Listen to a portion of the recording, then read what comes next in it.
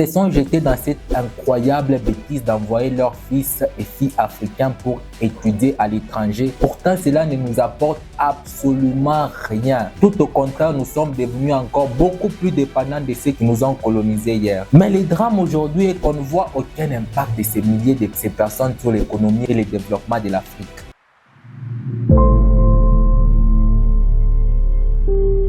Les études à l'étranger sont inutiles, ont toujours été inutiles pour les Africains. Ça, on ne cessera jamais de le dire, mais personne n'écoute. Tout d'abord, bonjour à vous, j'espère que vous allez bien. C'est Etienne Munganga. Si vous êtes nouveau sur la chaîne, allez, faites ça et après abonnez-vous, ça nous permet d'avancer.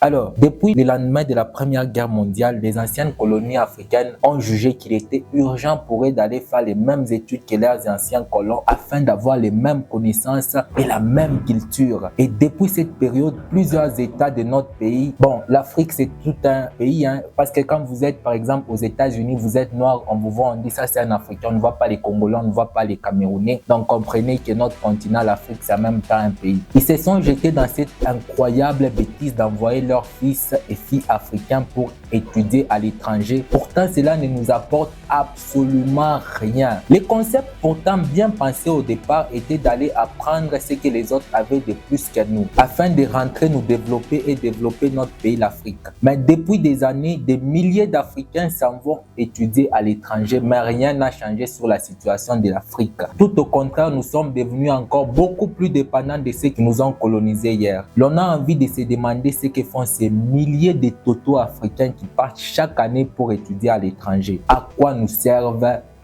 Car il faut noter que le nombre d'Africains qui partent chaque année pour étudier à l'étranger est assez considérable et sans cesse croissant. Cela est démontré par de nombreuses statistiques et il suffit de regarder autour de vous le nombre de personnes dans votre environnement qui a quitté le pays ces dernières années. En 1926, juste au lendemain de la Première Guerre mondiale, l'on dénombrait déjà près de 26 Africains étudiants en France et par la suite les chiffres ont explosé. Entre 1945 et 1960, ce qui fait déjà qu'en 1950, l'on comptait pratiquement 2942 étudiants africains en France. Et en 1955, un peu plus de 7499 étudiants en France. Et le boom ne s'est pas arrêté là. Au fur et à mesure, année après année, le nombre de fils et filles africains inutiles qui allaient se former à l'étranger ne faisait qu'augmenter. Ce qui fait qu'en 2018 et 2019, l'on avait pratiquement 7445 étudiants camerounais uniquement en France, 4997 étudiants gabonais en France, 8924 étudiants ivoiriens en France, 41 729 étudiants marocains en France, mais pour le Congo, n'en parlons même pas.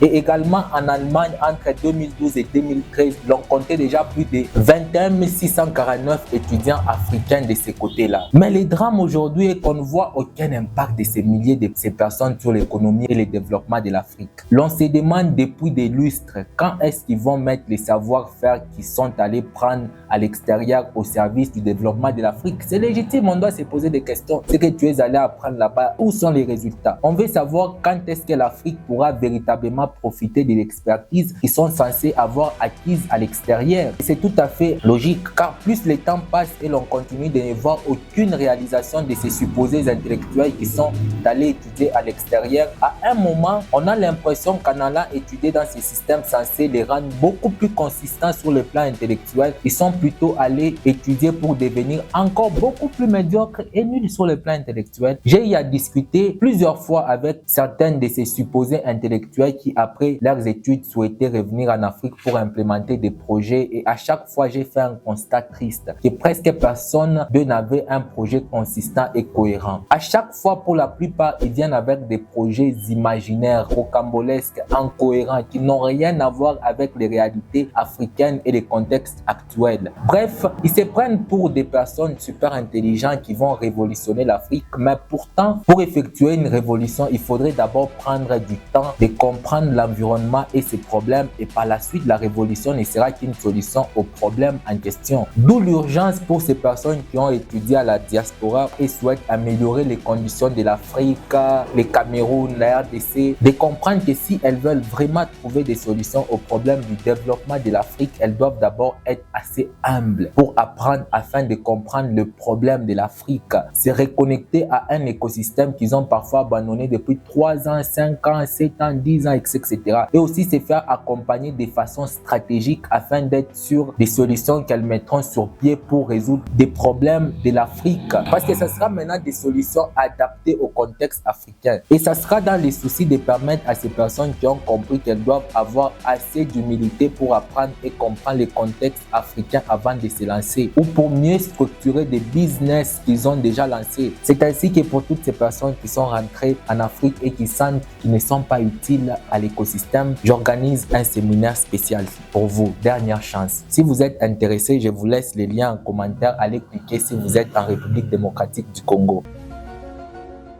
Vous n'avez pas que de la richesse physique, les billets de banque. Beaucoup de gens pensent que non, quand tu as plus de billets de banque, tu as plus de richesse. Non, c'est faux. Les riches comprennent que la plus grande des choses, c'est leur esprit. Ils prennent soin de leur esprit. Les décisions sont super importantes. Ouais, vous n'avez pas besoin d'avoir énormément beaucoup d'argent, mais vous avez besoin d'avoir quelque chose là dans votre esprit. Mais on s'impose des limites, on s'impose des barrières. Qu'est-ce que vous en pensez? Il y a que les pauvres qui sont égoïstes. Parce que Dieu leur a déjà donné des dons, mais ils ne veulent pas partager avec les autres. Les riches, ce sont les gens les plus généreux sur cette terre. C'est ainsi que pour toutes ces personnes qui sont rentrées en Afrique et qui sentent qu'ils ne sont pas utiles à l'écosystème, j'organise un séminaire spécial pour vous. Dernière chance. Donc, la stratégie, c'est tout simplement comment est-ce que je peux manœuvrer pour rendre les choses beaucoup plus faciles. Donc, la stratégie vous permet d'économiser les ressources et le temps. On pense qu'on sait, or qu'on ne sait pas. La meilleure stratégie pour changer totalement sa vie, c'est d'apprendre auprès des gens qui ont réussi. Et tu vas vite te rendre compte qu'ils vont t'apprendre énormément de choses sur la vie.